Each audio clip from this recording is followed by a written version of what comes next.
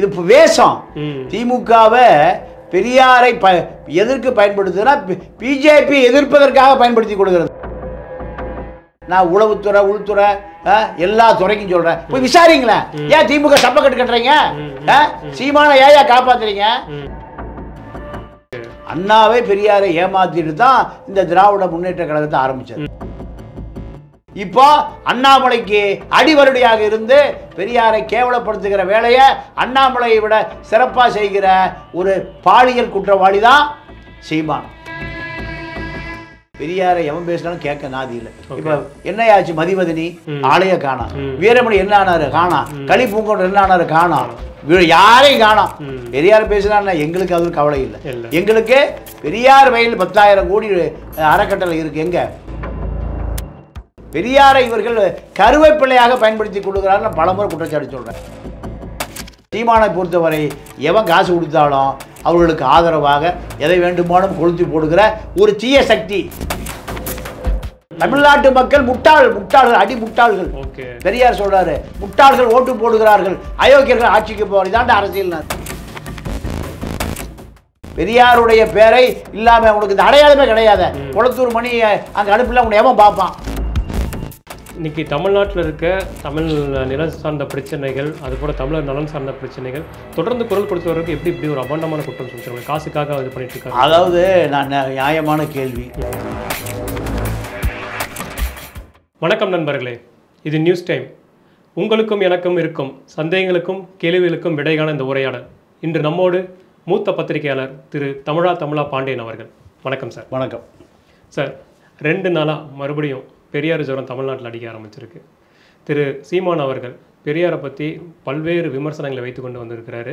ஏன் இந்த 3 ஸ்டாட்டிஸ்டிக்? இல்லை, சீமானுக்கு இந்த அசைன்மெண்ட்டை கொடுத்தவர் பிஜேபி அண்ணாமலை எப்படி கொடுத்தார் என்று அபாண்டமாக சொல்லக்கூடாது. இப்படி பல சங்கிகள் சொல்லுவார்கள். நான் அதுக்கு 3 ஆதாரங்களை கொடுக்குறேன். இதை பார்ப்பவர்கள் சீமானுக்கும் அண்ணாமலைக்கு இருக்கக்கூடிய நெருக்கத்தை புரிந்து கொண்டால் இதற்கு விடை கிடைக்கும். நீங்கள் கடந்த நாடாளுமன்ற தேர்தலில் வீரப்பனுடைய மூத்த மகள் தர்மபுரி நாடாளுமன்ற வேட்பாளர், முதல்ல அவர் போய் சேர்ந்த இடம் கமலாலயம். கமலாலயத்தில் அண்ணாமலையிடம் பேசி ஏற்பாடு செய்வதாக பிஜேபியில் சேர்த்து கொள்ள அனுப்பியவர்களே ஒரு காலகட்டத்தில் வீரப்பன் ஒரு தீவிரவாதி, ஒரு தமிழ் தேசியவாதி, வீரப்பனுடைய மகளை பிஜேபியில் சேர்த்து கொண்டால் பிஜேபிக்கு ஒரு பின்னடைவு ஏற்படும், தேசிய கொள்கைக்கு ஒரு பெரிய தாக்கம் ஏற்படும், அதனால் இது கட்சியிலும் சேர்த்துக்கொள்ள முடியும். அந்த மாதிரி என்ன சொல்லுது, கட்சியில் சேர்த்து கொண்டால் எனக்கு சீட்டு கொடுக்கணும். உடனே அண்ணாமலையால் அனுப்பப்பட்ட இடம் எங்கேன்னு கேட்டீங்கன்னா நாம் தமிழர் சீமான். இல்லை, நாம் தமிழரும் தொடர்ந்து தமிழ் தேசியம் பேசிட்டு வருது. ஒரு கட்டத்தில் வீரப்பனும் தமிழ் தேசியம் பேசிட்டு இருந்தாங்க. அந்த அடிப்பில் வந்து சேர்ந்துருக்கலாம்ல. எதுக்காக? இல்லை, அதுக்கு நேரடியாக சீமான்கிட்ட வந்திருக்கணும். எங்கே போயிட்டு வர்றாங்க? ஒருவேளை அங்கே கதவு திறக்கல, அதனால சீமானிடம் வந்திருக்கலாம். சரி, அப்போ அடுத்து கதவு திறக்கலைன்னா அது அடுத்து முஸ்லீம்களை போய் சேர்றதா? அதுவல்ல. இது முழுக்க அண்ணாமலைக்கும் சீமானுக்கும் நெருங்கிய தொடர்பு இருக்கு. இந்த வீரப்பன் மகள் விஷயம் அப்பட்டமாக தெரிந்து போச்சு. ஒன்று.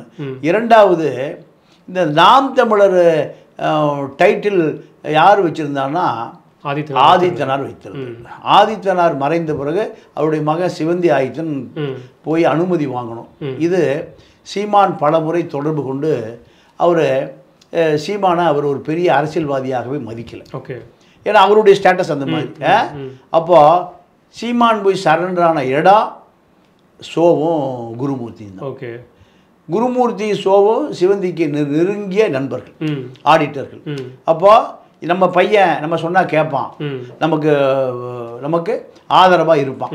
இப்படி குருமூர்த்தி சோவும் பேசித்தான் நாம் தமிழர் அந்த தலைப்பை சீமானுக்கு பெற்றுக் கொடுத்தவர்கள். அப்போ சீமானுடைய பின்னணி என்னன்னு தெரியுது. அப்போ முழுக்க RSS பாஜக தான் இயக்குதுன்னு 100%.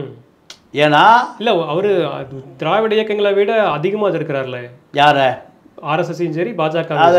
அதாவது திமுகவும் எதிர்க்குது, அதிமுகவும் எதிர்க்குது. ஆனால் பெரியாரை நீங்கள் இதை விட ஒருத்தன் இழிவுபடுத்தவே முடியாது. திமுக அதை திரும்பியே பார்க்கல. வீரமணி எங்கே சாப்பிட்டு படுத்திருக்காருன்னு தெரியல. மதிவதனி ஆளையே காணும். இதுதான் பெரியார் மீது இவர்களுக்குள்ள பற்று. இது வேஷம். திமுகவை பெரியாரை எதற்கு பயன்படுத்துதுன்னா பிஜேபி எதிர்ப்பதற்காக பயன்படுத்தி கொடுக்கிறது. கொள்கையா அண்ணாவே ஏமாத்திட்டார. அண்ணாவே பெரியாரை ஏமாத்திட்டு தான் இந்த திராவிட முன்னேற்ற கழகத்தை ஆரம்பிச்சார். கருணாநிதி காலத்திலேயே பிஜேபியோடு கொஞ்சி குழாவியவர்கள் தான் இந்த திராவிட முன்னேற்ற கழகம். வாஜ்பாய் அமைச்சரவையில் இந்த பக்கம் முரசொலிமாக, இந்த பக்கம் கருணாநிதி, நடுவில் வாஜ்பாய். இப்போ பிஜேபி இனிக்குதா? பெரியாரை இவர்கள் கருவேப்பிள்ளையாக பயன்படுத்தி கொள்கிறார்கள் பலமுறை குற்றச்சாட்டு. அப்ப பாயாசமா விஜய் கேட்கிற மாதிரி, இப்ப பாசிசமா? இவர்களுக்கு கொள்கையும் கிடையாது, கூப்பாடும் கிடையாது. இவர்களுக்கு கொள்ளையடிப்பது ஒரு கொள்கை. காந்தி தான் இவர்களுக்கு முக்கியமான நோக்கம். ஏன்னா நோட்ல பூரா காந்தி இருக்கு. பணம் எல்லாருக்கும் பொதுவானது பணம். காந்தி எல்லா நோட்லயும் இருக்காருல்ல, அதுதான் அவரை தான் எல்லாத்துக்கும் பிடிக்கும். ஆக சீமானுடைய பாஸ் யாருன்னு கேட்டீங்கன்னா அண்ணாமலை தான். இப்போ அண்ணாமலையோடு அவர் அடிக்கடி தொடர்புல இருக்கார். அண்ணாமலை சொல்ல நான் இத்தனை ஆதாரம் சொல்லிட்டேன். அப்போ இந்த அண்ணாமலைகிட்ட வருகிற ஆட்களை சீமான்ட்ட அனுப்பி விடுகிற வேலையை அண்ணாமலை செய்கிறாரு, சீமான் ஏற்றுக்கொள்கிறார். அதனாலதான் இப்ப நாம் தமிழர் கட்சியில நிறைய பேர் விலகி போயிட்டு இருக்காங்க. தெரிஞ்சு போதில்லை. அதாவது சீமானை பொறுத்த வரைக்கும் யாரும் எம்எல்ஏ ஆகிவிடக்கூடாது, யாரும் மாவட்ட செயலர் ஆகிவிடக்கூடாது. அப்புறம் கட்சி நடத்துறாரு. 1000 கோடி பணம் வந்துருச்சு, இன்னும் பணம் கொட்டிட்டு இருக்கு, திரள் நிதி வருது. வேற என்ன? பஸ் ஸ்டாண்ட், அதாவது வடபழனி பஸ் ஸ்டாண்ட்ல படுத்து கிடந்த ஆளு, படுப்பதற்கு இடம் இல்லாமல் வடபழனி பஸ் ஸ்டாண்ட்ல படுத்து கிடந்த ஆளு இன்னைக்கு 8.2% ஓட்டு இருக்கு, 1000 கோடி ரூபாய் பணம் இருக்கு, பண்ணை வீடு 25 கோடி ரூபாய்க்கு பண்ணை வீடு வாங்கியிருக்காரு, 6 இம்போர்ட்டட் கார் இருக்கு, வேலையாளர்கள் 15 பேர் இருக்கா. அப்போ ஏமாத்தினா தானே கிடைக்கும். தமிழ்நாட்டு மக்கள் முட்டாள்கள், அடி முட்டாள்கள். பெரியார் சொல்றாரு, முட்டாள்கள் ஓட்டு போடுகிறார்கள், அயோக்கியர்கள் ஆட்சிக்கு போறது தான் அரசியல். அப்போ இதுதான் பாப்பா பொறுக்கி திங்க அரசியல், பதவிக்காரன் பொறுக்கி திங்க அரசியல், பணக்கார பொறுக்கி திங்க அரசியல். இப்படி பணக்கார, பாப்பா, பதவிக்கார, இப்படி அத்தனை பேர் பொறுக்கி திங்க தான் அரசியல்னாரு. அப்படிதான் நடக்குது. நீங்க பெரியாரை இதை விட எவனும் இழிவுபடுத்த முடியாது. ஆனால் நீங்க குஷ்பு சொல்லுது என்ன, தமிழச்சிகளை கற்பம் கிடையாது, கத்திரிக்காய் கிடையாது, எல்லாம் பார்க்கக்கூடாது என்ன மாதிரி அப்படின்னு சொன்ன பிறகு 50-60 வழக்கு பதிவாச்சு. யாரு? பாட்டாளி மக்கள் கட்சி தமிழா என்ன எத்தனை வழக்கு பதிவானா? தலை வெளியில தலை காட்டவே முடியல. ஆனா இன்னைக்கு திமுக பெரியாரை சொன்னா என்ன, அவங்க அப்பனை சொன்னா என்ன? இல்ல இன்னைக்கு போயிட்டு கம்ப்ளைண்ட் கொடுத்துருக்காங்கல்ல சென்னை கமிஷனரேட்ல. எத்தனை கம்ப்ளைண்ட்? 1000 கம்ப்ளைண்ட் வந்திருக்கு. ஒருத்தர் போய் கொடுத்துருக்காரு. திமுக ஒரே ஒருத்தர் தான் இருக்காரா? 1 கோடி தொண்டன் இருக்கிற கட்சியில ஒருத்தர் தான் இருக்காரா? அவரை பாத்தீங்கன்னா திகாக்காரர் இருந்திருப்பார். கோயம்புத்தூர்ல கிளம்பி வராருங்க. யாரு? கோவை ராமகிருஷ்ணன். கோவை ராமகிருஷ்ணன் ஆரிச்சாமி தான் தமிழனா? பெரியார பேரை சொல்லி பல கோடி கொள்ளையடிச்சு வச்சிருக்காங்களா? கொடநாடு எஸ்டேட்டும் ஜி ஸ்கொயரும் இப்படி பல 1000 கோடியை கொள்ளையடிப்பதற்கு பெரியார் பேர் தானே பயன்படுது. ஆனால் பெரியாரை எவன் பேசினாலும் கேட்க நாதி இல்லை. இப்ப என்னையாச்சு? மதிவதனி ஆலய காணாம், வீரமணி என்ன ஆனாரு காணாம், களிப்பூங்கொண்டு என்ன ஆனாரு காணாம், யாரையும் காணாம். பெரியார் பேசினா எங்களுக்கு அது கவலை இல்லை. எங்களுக்கு பெரியார் வயல் 10,000 கோடி அறக்கட்டளை இருக்கு. எங்க? பெரியார் திருடல்ல. அதை அப்படியே அத்திவரதர் கோயிலில் போய் சாமி கும்பிட்டு வர்ற அன்புராஜுக்கு மடை மாற்றுவதற்காக வீரமணி உயிரோடு இருக்கார் 92 வயசுல. கர்நாடகாவில் நீங்கள் இவரை விமர்சிக்க முடியுமா? யாரை? நம்ம கெம்பே கவுடா விசாரிக்கும் போது விமர்சிக்க முடியுமா? ஆந்திராவில் பொட்டி ஸ்ரீராமுல பேச முடியுமா? வீர சிவாஜிய கர்நாடகா மகாராஷ்டிரா பேச முடியுமா? பஞ்சாப்ல பகத்சிங்க பேச முடியுமா? தலை இருக்காது, தனியா இருக்காது. ஏன்னா கொள்கையால உருவாக்கப்பட்டவர்கள். இங்க பெரியாரை எதை செஞ்சாலும் சரி. அம்பேத்கருக்கு இப்போ ஃபைபர் கிளாஸில் கண்ணாடி போடுறதுக்கு சிந்தனை செல்வனுக்கு 100 கோடி ரூபாய் கான்ட்ராக்ட், 25 கோடி ரூபாய் கமிஷன் கிடைக்கும். ஆனா பெரியாரை பேசினா ஓட்டும் கிடைக்காது, ஒன்றும் கிடைக்காது. பெரியாரை பேசினா ஓட்டே போட மாட்டான். கடவுள் தான் பெரியார் சொல்றா, அது நமக்கு தேவையில்லைப்பா. பெரியாரே சொல்லாத. இப்ப யாரை சொல்லணும்னா ராமகோபாலனே சவார்கரின்னு சொன்னா ஓட்டு கிடைக்கும், இந்து ஓட்டு கிடைக்கும். இதுதான் அரசியலே தவிர பெரியார் இங்கே காலாவதியான ஒரு பொருள் திமுகவுக்கு. இல்ல அவங்க ரெண்டு பேருமே இங்க தமிழ்நாட்டுல அவ்வளவு பரிச்சயமா இருக்குது. ஒண்ணுமே இப்ப என்ன பரிச்சயம் பாத்தீங்களா இல்லையா? இதை விட ஒரு இழிவுபடுத்த முடியாது. பெரியார் தாயையும் தங்கையும் மகளையும் உறவு கொண்டாரு அப்படின்னு சொல்ற சீமான் ஆரம்ப கட்டத்துல, அதாவது 2010 மதுரையில முதல் மாநாடு யார் படம் இருந்தது? பெரியார் படம். பெரியாருடைய நினைவு நாள் வருகிற பொழுது நீங்க ராவணன் குடியில் பெரியாரை போட்டு புகழஞ்சு மலரஞ்சு யாரை ஏமாத்துருக்கு? திமுக காரை ஏமாத்துற மாதிரி நாம் தமிழர் ஏமாத்துறாங்க. இல்ல அதுதான் இன்னைக்கு விளக்க கொடுத்துட்டாரு. இவ்வளவு நாள் குருடனா இருந்தேன், நிறைய படிச்சதுக்கு பெரியார் தான் எதிரி அப்படிங்கிறது கொள்கை எதிரி அப்படின்னு சொல்லிட்டாரு. இல்ல அதாவது பெரியார் மேடை இல்லைன்னா குளத்தூர் மணி சொல்லினா பிரபாரி இவர் சந்திச்சே இருக்க மாட்டார். ஓகே, இவர் யார் சந்திச்சிருப்பா? ஏன்னா சாராய் வைக்கிறவன் சந்திச்சிருப்பான். ஏன்னா இவர் முழு நேரம் சாராயம் குடிச்சிட்டு இருப்பாரு. அந்த சாமியார் படம் பஸ் ஸ்டாப்ல இவருடைய நண்பன் ஒருத்தன் பார் நடத்திட்டு இருந்தா அங்கதான் என்ன இருப்பார். நானே பார்த்திருக்கேன். உன்னுடைய அரசியல் அங்கதான் ஆரம்பிச்சது, எங்க பார்ல. ஆனா நீ திராவிட கழக மேடைகள் ஏறிய பிறகுதான் உனக்கு எங்க இருந்து வந்தது? யாழ்ப்பாணத்தில் உனக்கு அழைப்பு வந்து. இதெல்லாம் இப்போ நீண்ட நாள் தாக்கு பிடிக்க முடியாது. பல தலைவன் காணாம போயிட்டான். ஆனால் நீ கடுமையான சேதத்தோடு நீ அரசியல் விட்டு போக வேண்டி வரும். இப்போ திமுக அங்க அவருக்கு போலீஸ் பாதுகாப்பு கொடுத்துருக்கு, ராணுவ பாதுகாப்பு திமுக டெல்லி கொடுக்கும். ஆக மொத்தம் பெரியார் இங்கு காலாவதியான பொருளாக மாற்றப்பட்டு விட்டால் இந்த திராவிட இயக்கங்கள். சீமானை பொறுத்த வரைக்கும் ஒரு மிகப்பெரிய பாலியல் குற்றவாளி. எப்படி சொல்றேன்னா, மகளிர் பாசறை அமைப்பாளர். என்ன பேருன்னு கேட்டீங்கன்னா காயத்ரி. காயத்ரிய சீமானுடைய தம்பி பாலியல் வன்முறை செய்து அந்த பெண்ணிடம் 25 லட்சம் ரூபாய. சீமானோட தம்பினா கட்சியில் இருக்கிறவர் சொல்றீங்க? ஆமா ஆமா ஆமா, பீட்டர் சொந்த சகோதரன், சொந்த ரத்தம். 25 லட்சம் ரூபாய அந்த பொண்ணை கடனை வாங்கி அந்த பொண்ணை சீரழிச்சு சின்னாபின்னப்படுத்தி அந்த பொண்ணை திருப்பி கேட்டா இந்த அரசியலை பயன்படுத்தி மிரட்டி உருட்டி சீமான் தம்பிங்கிற கோதாவை சொல்லி அந்த பெண்ணை 9 வயசு குழந்தையை தூக்கில் போட்டு அது தூக்கில் தொங்கிருச்சு. இதுக்கு சாட்சி மகளிர் அணையில் இருக்கக்கூடிய இனியவள் ரஜினி. நான் உளவுத்துறை உள்துறை எல்லா துறைக்கும் சொல்றேன், போய் விசாரிங்களேன். ஏன் திமுக சப்பக்கட்டு கட்டுறீங்க? சீமான ஏயா காப்பாத்துறீங்க? அடுத்து நீங்க மதுரையில திருமங்கலம் நாம் தமிழர் வேட்பாளர் பண்டாரி தமிழ்மணி, அவன் ஒரு நாக்கடை வச்சிருந்தான். ஷாட்டை போய் அவனுடைய சேட்டை பண்ணி 50,000 20,000 1 லட்சம் பல லட்சம் கடனை வாங்கி நாக்கடையை மூடிட்டு அவன் தெருவுக்கு வந்துட்டான். தெருவுக்கு வந்த பிறகு கொடுத்த காசை கேட்குறான். கொடுத்த காசை கேட்ட பிறகு பண்டாரி தமிழ்மணியினுடைய மனைவிய நிர்வாணமான போட்டு ஆமாம் அதை அந்த படத்தை அனைவருக்கு அனுப்பி அது அந்த அம்மா தூக்கு பிடிச்சி சூசைட் பண்ணி செத்து போச்சு. இதெல்லாம் பெரிய சாட்டை வேற இருக்க சார். சாட்டை வேற எழுதி வச்சுட்டு சீமா சாட்டையால் சாகுது, சீமா போய் மலர்மலை வைக்கிறாரு. ஏன் உளவுத்துறை உள்துறை காவல்துறை கத்திரிக்காய் துறை என்ன பண்ணுது? இதை விட சாட்சி வேணுமா? இதை விட சாட்சி வேணுமா? இப்படி பல பாலியல் குற்றச்சாட்டு சீமா மேல இருக்கு.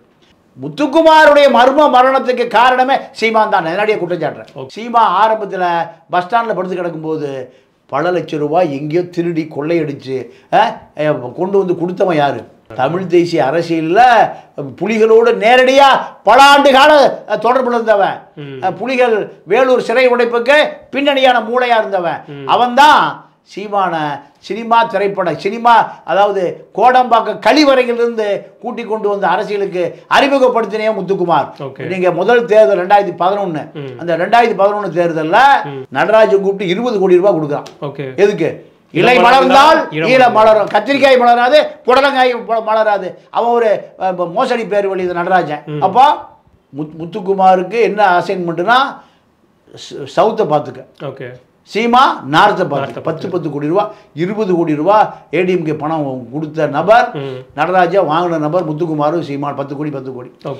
இல்லை இவ்வளோ அப்பா முத்துக்குமார் இருந்தால் பங்கு கொடுத்துட்டே இருக்கணும். நம்மளை தட்டி கேட்பான், தேவைன்னா போட்டு தள்ளிடுவான். ஆயுதம் தாங்கிய நபர் அவன். அப்போ அவனுடைய மரணம் மர்மமா இருக்கு. சீமானுக்கு தான் தொடர்பு. இன்னைக்கு வரைக்கும் ஜாபர் சேட்டு தான் அப்போ ஐஜி இன்ட்டு அதை அப்படியே ஊற்றி மூடிட்டார் சீமானுக்கு ஆதரவா. இப்படி பல ரகசியங்கள் இருக்கு. அப்போ சீமா கூலிப்படை மாதிரி, கூலி அரசியல் தலைவர். எவன் காசு கொடுத்தாலும் நீங்க மாவட்ட செயலாளர் அனுப்பிச்சிருவாரு, வேட்பாளர் எல்லாம் பணம் கொடுத்தா பர்ச்சேஸ் பண்ணிக்கலாம். இதை பார்த்த மாவட்ட செயலாளர்கள் தான் கிளம்பிட்டான். இல்லையே முதல்ல கிளம்பினால் யாரு? அதிமுக போன கல்யாண சுந்தரம், திமுக போன ராஜீவ் காந்தி. இந்த எந்த காலத்திலும் சேராதான்னு கிளம்பினான். இப்போ பல மாவட்ட செயலர் கிளம்புவதற்கு இதுதான் காரணம்.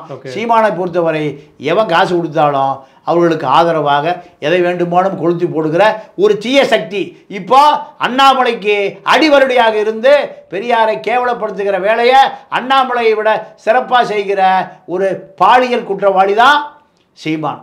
இன்னைக்கு தமிழ்நாட்டில் இருக்க தமிழ் நிலம் சார்ந்த பிரச்சனைகள், அதுபோல் தமிழர் நலன் சார்ந்த பிரச்சனைகள் தொடர்ந்து குரல் கொடுத்தவருக்கு எப்படி இப்படி ஒரு அபாண்டமான குற்றம் சுமத்துறாங்க? காசுக்காக இது பண்ணிட்டு இருக்காங்க. அதாவது நான் நியாயமான கேள்வி. அவரை தாண்டி இங்க இருக்க இவ்வளவு இஷ்யூஸ் யாருமே பேசுறது கிடையாது. இல்லைங்க, இஷ்யூஸ் பேசுவது அரசியல் அல்ல, செய்வது அரசியல். நீங்க ஒன்றும் பேசல, இவனை யாருமே சீண்ட மாட்டாங்களே. மணல் கரிகால ஆர்ப்பாட்டம் பண்ணிருக்கியா? நீங்காவது இப்ப லாரியை மறிச்சிருக்கியா? எதுவுமே இல்லை. அறிக்கை விட்டா வீட்டுக்கு பொட்டி வந்துடும். அறிக்கை விட்டா வீட்டுக்கு பொட்டி வந்துடும். இதுதானே அவனுடைய அரசியல். வட இந்திய தொழிலாளி 1 கோடி பேர் வந்துட்டான். தமிழ் தேசியம் என்ன விஜயலட்சுமி வயிற்றுலேயே வளருது? தமிழ் எங்கேயே வளருது? எத்தனை மார்வாடி ஏற்றி மாநாடு போட்ட, எத்தனை தமிழ் தேசிய பிரச்சனையை வச்சு மாநாடு போட்ட, ஈழத்தமிழர்களுக்கு என்ன செஞ்சிருக்க? மனித உரிமை அமைப்பை ஒன்று திரட்டி அவர்களுக்கு ஏதாவது திட்டம் வச்சிருக்கியா? எதுவுமே இல்லை. குடிப்பது, கூத்தடிப்பது, துணை நடிகைகளை கொண்டு பெங்களூரில் கர்ப்பான பிறகு அவளுகளை வீடு வாங்கி கொடுக்கறது, இதுதான் நடக்குது. இதுக்கு ஒரு தலைவர் தேவையா? பிரபாகரன் பேரை சொல்ல அசிங்கமா இல்லையா? பெரியாருடைய பேரை இல்லாம உனக்கு இந்த அடையாளமே கிடையாது. குளத்தூர் மணி அங்க அனுப்பல, உன்னை எவன் பார்ப்பான்? அப்போ நீ ஒரு நாசகார சக்தி, நீ ஒரு அழிந்து போகக்கூடிய நாசகார சக்தி. ஆனா இது என்ன வருத்தம்னா, இந்த நாசகார சக்தி எதிர்க்கக்கூடிய திராவிட இயக்கங்கள் பூரா திருட்டு தொழிலையே, கொள்ளையடிக்கிறதுலையே, மண்ணு திருடுறதுலையே, கனிம வளம் திருடுறதுலையே முழு நேரமாக இருக்கான். அதனால் இவர்களெல்லாம் நல்லவன் இல்லாத அரசியலில் நீங்கள் குடும்ப விஷ பாம்புகளெல்லாம் நீங்கள் நல்லவனை போல மக்களுக்கு தெரிகிறான். ஆனால் இது நீண்ட காலம் இந்த மக்களிடையே ஏமாற்ற முடியாது. கூடி சீக்கிரம் உன்னை நீ அம்பலப்படுத்தப்படுவாய் என்பதான் வரலாறு. நன்றி சார். நன்றி, வணக்கம். தொடர்ந்து பல விஷயங்கள் சொல்லியிருந்தீங்க. தொடர்ந்து உரையாடுவோம் நண்பர்களே.